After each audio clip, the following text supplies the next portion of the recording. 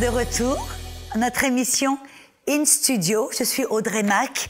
Nous sommes en train de découvrir ensemble comment marcher par la foi, une foi victorieuse qui va vaincre le monde, vaincre tout problème, ôter la montagne et obtenir toutes les promesses de Dieu. Amen. Oh, et en plus, avec notre foi, on peut plaire à Dieu et lui être agréable parce que la foi, c'est le mode d'opération dans le royaume de Dieu. Et on a vu dans l'émission précédente, si vous avez manqué cette émission, je vous encourage à y retourner pour revoir cette émission. On a découvert que très souvent, on n'a pas besoin de plus de foi, ou on a simplement besoin de localiser, de découvrir notre incrédulité. Qu'est-ce que c'est l'incrédulité?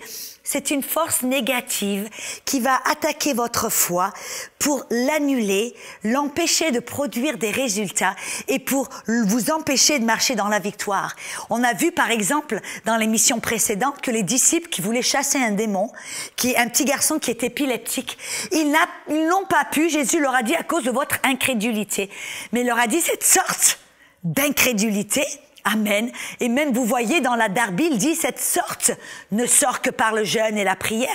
On a découvert cette sorte de quoi? Non pas cette sorte de démon, car tous les démons, amen, sont assujettis au nom de Jésus. Mais cette sorte d'incrédulité, on peut s'en débarrasser au travers du jeûne et de la prière. Parce qu'au travers du jeûne, on crucifie notre chair. On est à l'écoute, plus sensible à la voix et à l'écoute de Dieu et à la voix de Dieu. Oh, et c'est beaucoup plus facile de marcher dans la foi quand notre esprit domine au lieu que notre chair domine. Pourquoi? Parce que quand les disciples, on leur a amené ce petit garçon qui était épileptique. Ce petit garçon, tout d'un coup, a eu une crise d'épilepsie. Il y a eu des manifestations physiques qui ont fait que les disciples qui avaient la foi, qui auparavant avaient chassé les démons, là, ils chassent le démon et au lieu d'aller de mieux en mieux, ça va de pire en pire. Alors, au lieu de croire que le nom de Jésus était suffisant, au lieu de croire que par leur foi, ce démon devrait sortir, ils ont été dominés, ils ont cru ce que leurs cinq sens leur disaient. Ils ont été dominés par ce qu'ils voyaient et ce qu'ils constataient là, ce petit garçon qui allait de pire en pire. Et voyez, c'était leurs cinq sens les a dominés. Et ils étaient dominés par leurs cinq sens, par la vue. C'est pour ça que la Bible nous dit marcher par la foi et non par la vue. Et alors, mais la bonne nouvelle, c'est que Jésus a dit ce genre d'incrédulité, être dominé par les cinq sens, vous pouvez vous en débarrasser comment? Par le jeûne et la prière. Et même si vous êtes dominé par la chair, par vos cinq sens, alors passez du temps à jeûner, passez du temps dans la prière, dans la parole, nourrissez votre foi, crucifiez votre chair, et je vous garantis que votre esprit va dominer, et votre foi va dominer, elle va être forte, et votre chair va être faible. Parce que vous voyez, ce que vous nourrissez va grandir et s'accroître. Et ce que vous affamez va mourir. Si vous nourrissez votre chair tout le temps, votre chair va prendre le dessus. Mais si vous nourrissez votre foi et fortifiez votre foi, amen, votre esprit va dominer. Votre foi va dominer. Vous voyez, l'antidote pour ce genre d'incrédulité est le jeûne et la prière. Amen. Mais on a vu aussi qu'il y a d'autres sortes d'incrédulité. Et c'est là que ce que nous allons découvrir dans cette émission ensemble. Toutes sortes d'incrédulité. Au travers de mes études, j'ai découvert qu'il y avait 3 autres sortes d'incrédulité. Bien sûr, on a vu être dominé par la chair. Mais il y a aussi, par exemple, la Bible nous montre que la peur est une sorte d'incrédulité qui peut annuler votre foi, qui peut faire en sorte que votre foi ne fonctionne pas. On voit par exemple dans Marc chapitre 5, verset 36, si Marc chapitre 5, verset 36, c'était ce monsieur dont la petite fille, c'était le chef de la synagogue et sa petite fille était sur le point de la mort. Et alors, Jésus est en route pour aller la guérir et la ressusciter. Et tout d'un coup, ils sont interrompus et il y a une dame qui avait une perte de sang qui vient, il guérit cette dame et tout d'un coup, les serviteurs de ce chef de la synagogue viennent et disent « N'embête plus, ne dérange plus le maître, ta fille est morte. » Jésus s'est tourné immédiatement vers le papa et qu'est-ce qu'il lui a dit? Il dit « N'aie pas peur, ne crains pas, crois seulement. » Écoutez, vous avez saisi ce qu'il a dit?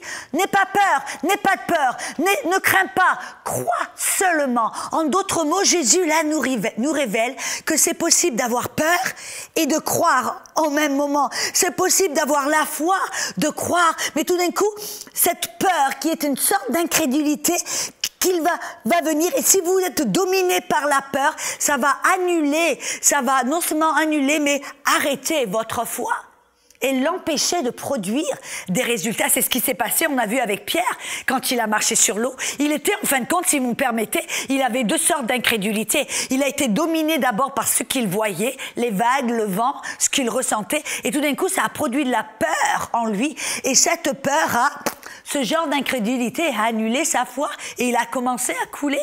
Et Jésus lui a dit, mais pourquoi as-tu douté, homme de petite foi ou de foi faible? Pourquoi? Parce que sa foi était faible et son incrédulité était plus forte. Amen. Et sa foi, son incrédulité qui était plus forte a annulé sa foi. Voyez, ce qui est le plus fort, si votre foi est plus forte, elle va gagner le dessus. Si votre incrédulité est plus forte, ça va annuler votre foi. Un peu, c'est du mathématique, n'est-ce pas? Vous comprenez ce que je suis en train de dire? Alors la peur, les soucis. Marc 4, 19, Jésus nous le révèle aussi dans la parabole du semeur. Marc 4, 19. J'y vais, si vous avez votre Bible, je vous invite à y aller aussi. La parabole du semeur. Jésus dit dans Marc 4, 19, il dit, mais en qui il parle de la semence de la parole. Et on sait que la parole produit la foi. La foi vient de ce que l'on entend, de la parole. Donc quand on parle de la parole, on parle de la parole, et c'est la parole qui produit notre foi. Amen, qui fortifie notre foi. Il dit là, mais les soucis du siècle, et les soucis du siècle, c'est quoi? Se faire du souci, avoir peur de pas avoir assez, c'est de la peur. Le souci, la peur, la crainte est vraiment la même chose.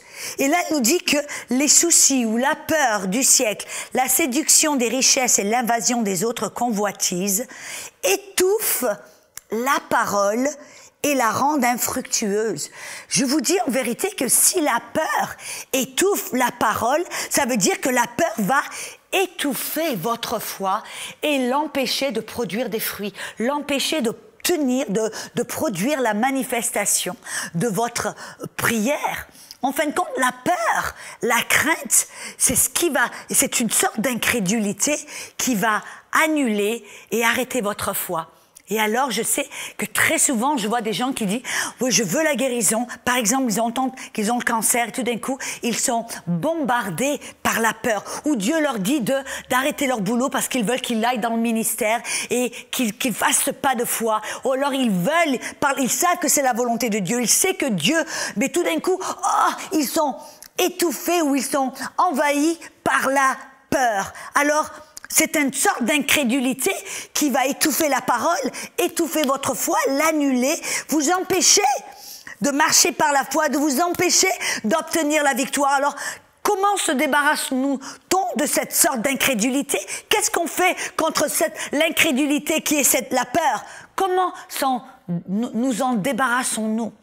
Jésus nous le révèle dans Matthieu chapitre 6. Vous vous rappelez quand il dit aux disciples qui avaient peur, qu'est-ce qu'on va manger, qu'est-ce qu'on va porter, les vêtements qu'on va porter, il a dit, ne vous faites aucun souci.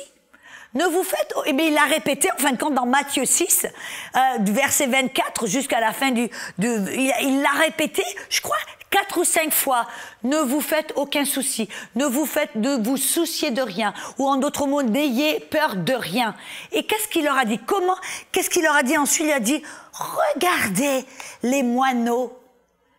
Ils ne moissonnent pas ou ils ne sèment pas. Et votre Père les nourrit et en prend bien soin. Il dit, vous ne faites pas du souci sur ce que vous allez porter, ce que vous allez manger. Regardez les fleurs des champs. Ils ne tissent pas. Et votre Père leur donne des vêtements encore bien plus beaux que ceux de Salomon. Vous vous rendez compte? Qu'est-ce que Jésus est en train de dire? Comment chasser la peur? Comment chasser la crainte? Comment se débarrasser de ce genre d'incrédulité? En méditant sur la fidélité de Dieu. Pensez, oh Dieu est bon. Rappelez-vous toutes vos victoires, tous vos témoignages. Rappelez-vous ce que Dieu, regardez les moineaux, regardez les fleurs. Rappelez-vous comment Dieu vous a guéri, comment Dieu a pourvu à vos besoins, ce que Dieu a fait dans votre vie. Regardez au moment où vous étiez en danger et Dieu vous a protégé. Vous auriez dû avoir cet accident de voiture et tout d'un coup, bam, il y a quelque chose qui s'est passé. Dieu, vous avez été épargné. Rappelez-vous quand votre enfant était malade et que Dieu l'a guéri. Voyez ce que je veux dire? Tous ces témoignages, tout ce que vous avez vécu dans votre passé, tous les témoignages que vous avez entendus, c'est pas ça que ça ne va pas vous donner la foi, non, ça va éliminer l'incrédulité. Ça va vous faire prendre conscience que Dieu est fidèle. Et s'il l'a fait l'année dernière, ou il y a 10 ans, Dieu veut le faire et va le faire encore aujourd'hui. Vous n'avez pas besoin d'avoir peur, car c'est Dieu qui pourvoit vos besoins. Vous n'avez pas besoin d'avoir peur, car Dieu, par ses meurtrissures, vous avez été guéris. Et vous avez cette certitude, non seulement dans la parole, mais tout d'un coup, quand la peur vous envahit, vous dites...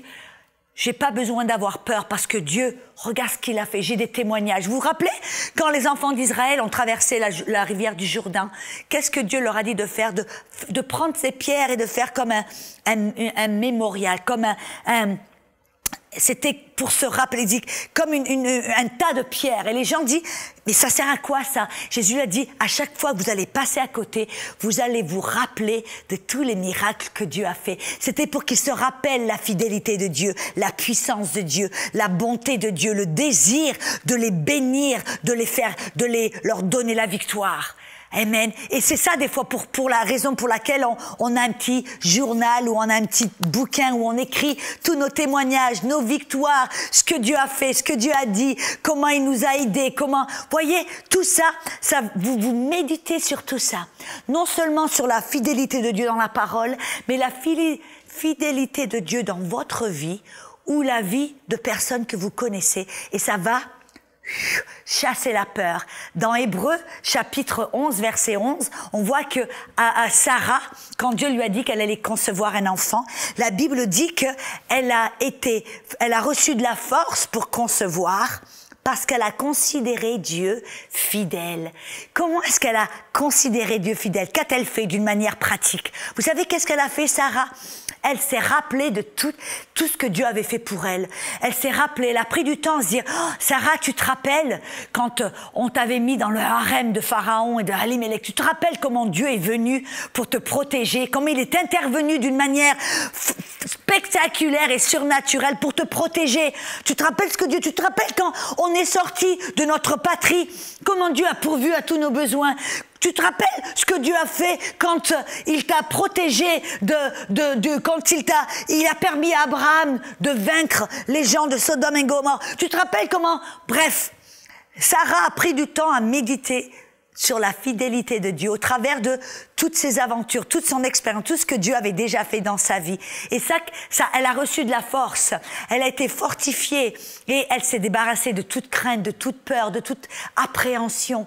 Amen, parce que je vous garantis que pendant 13 ans, elle a eu de la peur en disant oh, « et si ça se fait pas? Et qu'est-ce qui va se passer? Et si je suis pas à la hauteur? Et si cela ?» Bon bref, le diable lui a donné 1001 raisons pour laquelle ça ne se passerait pas. Mais elle a considéré Dieu fidèle, qui avait promis et lui allait le faire.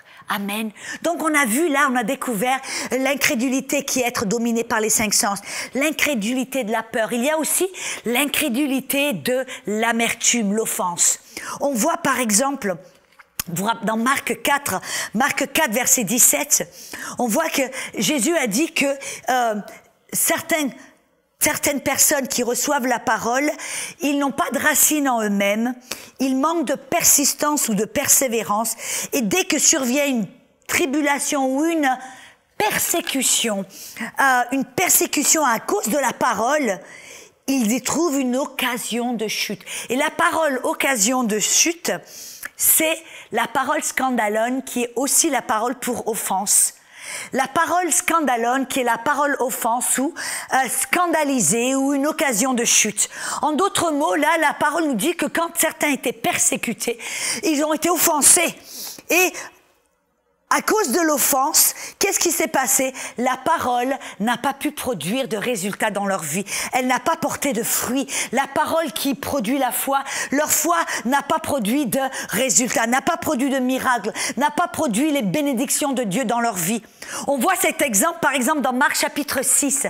Dans Marc chapitre 6, Jésus était dans sa ville natale, à Nazareth. Il était au milieu de la synagogue, il a prêché, il a dit, voilà, l'onction du Seigneur est sur moi.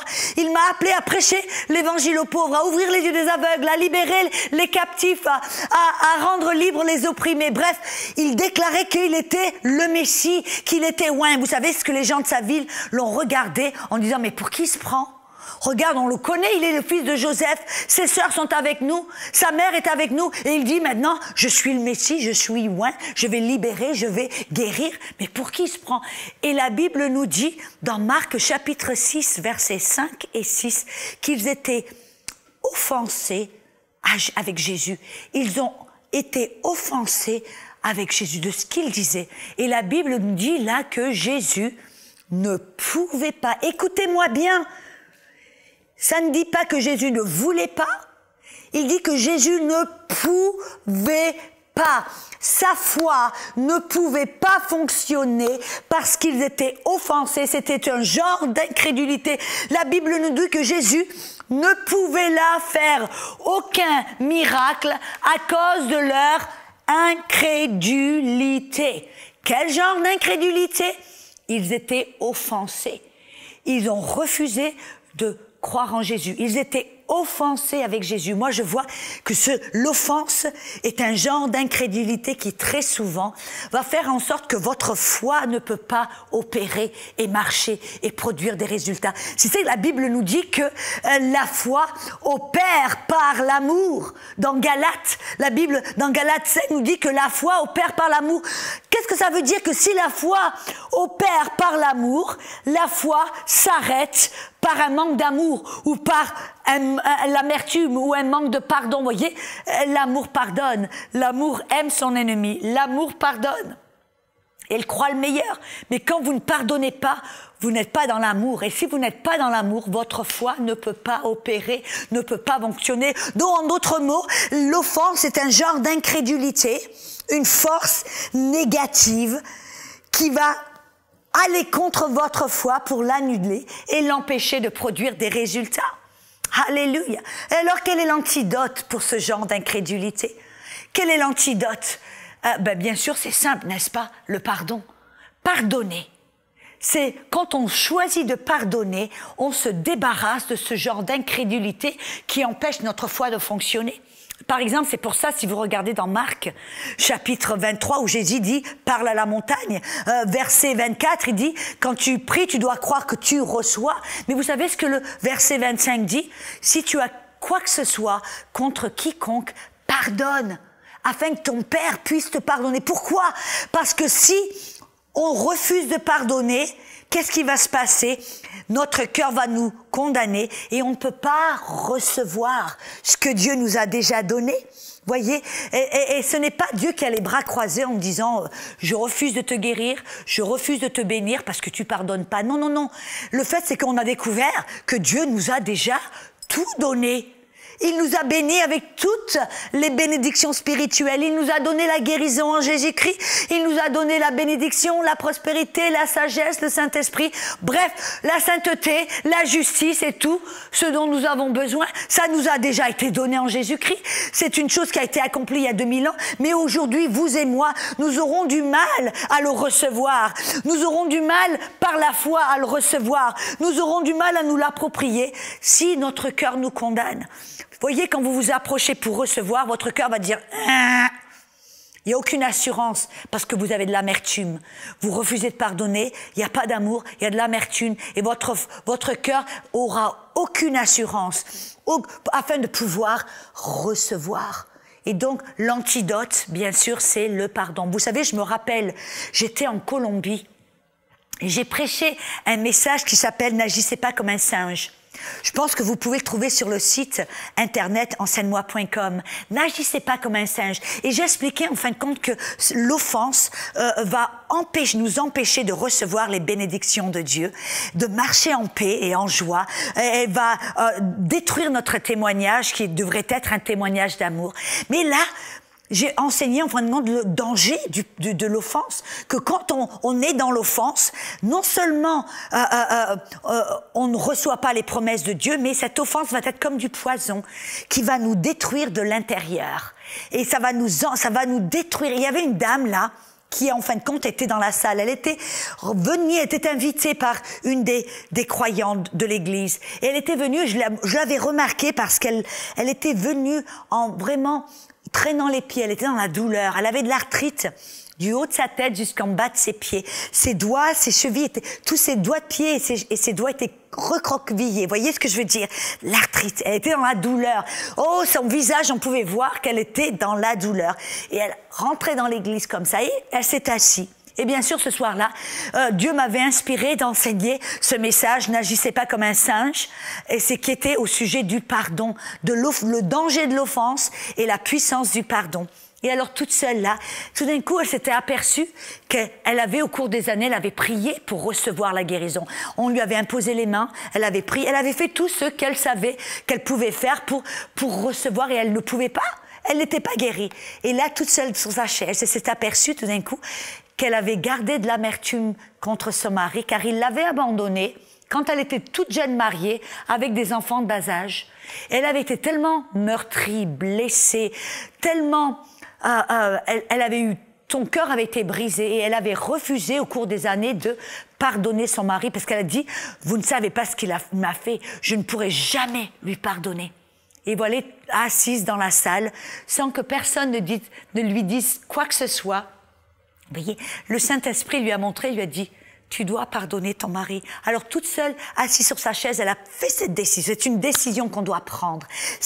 On se dit, je choisis, parce qu'on va pas vouloir le faire, mais on choisit de pardonner. Alors, elle a choisi de pardonner.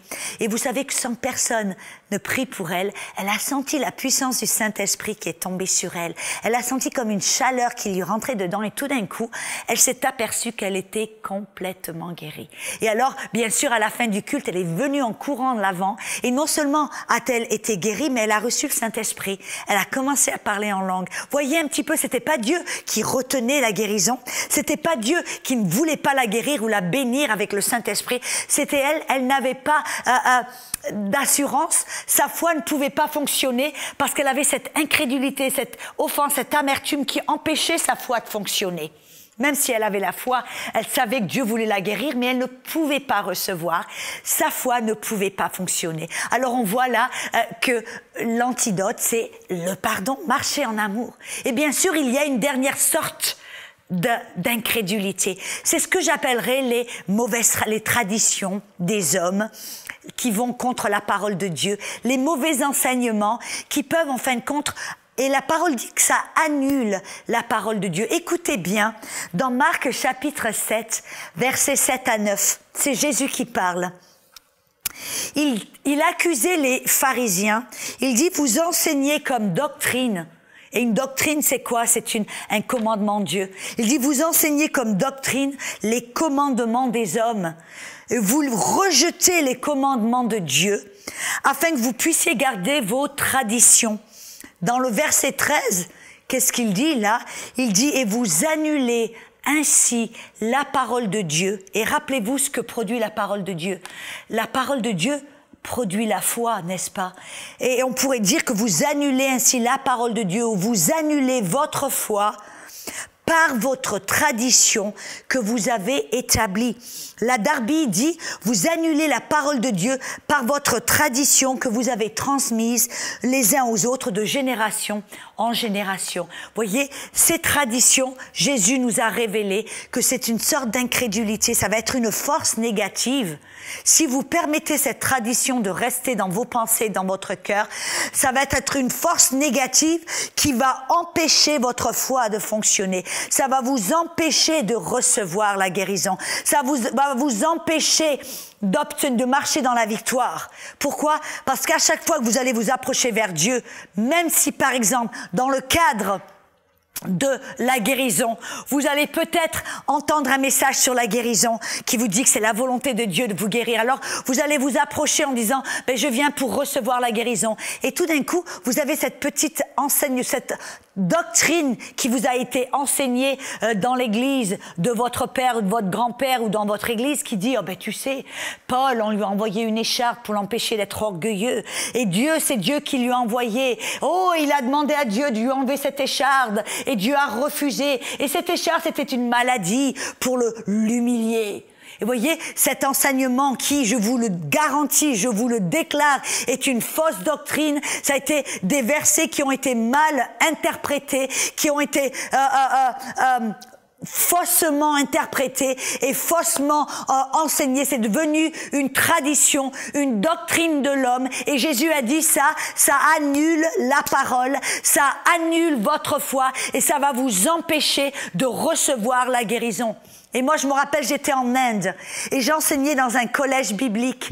Et il y avait à peu près 400 élèves. Et parmi les élèves, il y avait un monsieur, c'était un pasteur. Il aimait Dieu. Il avait faim pour la parole. Et il était assis dans la classe, j'enseignais une classe sur la guérison divine. Et alors là, ce monsieur, il a appris que c'était la guérison était la volonté de Dieu. Mais il est venu vers moi plus tard et il m'a dit, Audrey, à chaque fois que je veux prier pour recevoir la guérison, il y a cette pensée qui me vient que, après tout, Paul, il avait une maladie que Dieu refusait de guérir parce qu'il avait de l'orgueil. Alors moi aussi, je pense que j'ai de l'orgueil, sœur Audrey. Je pense que Dieu ne veut pas me guérir parce que je pense qu'il m'a donné cette écharpe dans la chair. Mais vous savez que dans ce cours, plus tard, j'ai enseigné toute une heure ce qu'était véritablement, selon la parole, selon le contexte, ce qu'était l'écharpe de Paul. Et il a découvert que ce n'était pas une maladie, mais que c'était un ange, un messager de Satan, un démon qui incitait les peuples dans le pays, en Asie, d'inciter de la persécution contre Paul pour l'empêcher de prêcher la révélation et pour l'empêcher d'être élevé, exalté parmi le peuple, parce que Dieu confirmait la parole avec des miracles, des signes et des prodiges, et le Satan voulait l'empêcher. Bref, ce monsieur a entendu cet enseignement, comment je lui ai montré dans la parole, et vous savez que 5 personnes prient pour lui. Il a reçu sa foi. Tchon, on a enlevé la mauvaise tradition, on a enlevé cette incrédulité. Sa foi a immédiatement fonctionné. Il a reçu sa guérison, lui tout seul. Tout seul. Alors, j'espère que vous avez, au travers de ces enseignements, que vous avez découvert ce qu'est la foi et comment marcher par la foi et comment vous débattre. Si votre foi ne semble pas fonctionner, c'est pas que vous n'avez pas besoin de plus de foi. Regardez quel est le genre d'incrédulité qui essaie d'annuler ma foi, et alors vous pouvez vous en débarrasser. Et comment se débarrasse-t-on de mauvais enseignements? Allez, comme par exemple sur un site enseigne-moi.com, où vous allez découvrir des enseignements qui sont fondés dans la vérité. Amen. Allez dans une église qui prêche la vérité et non pas des commandements, des faux raisonnements et des traditions qui vont annuler la parole de Dieu et empêcher votre foi de fonctionner, n'est-ce pas?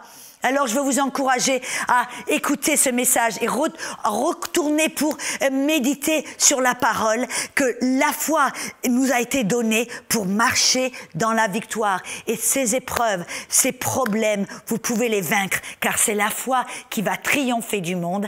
C'est votre foi. Amen. Alors, soyez bénis, encouragés et soyez des fils de Dieu qui marchent dans la foi et marchent dans la victoire. Amen. Soyez bénis.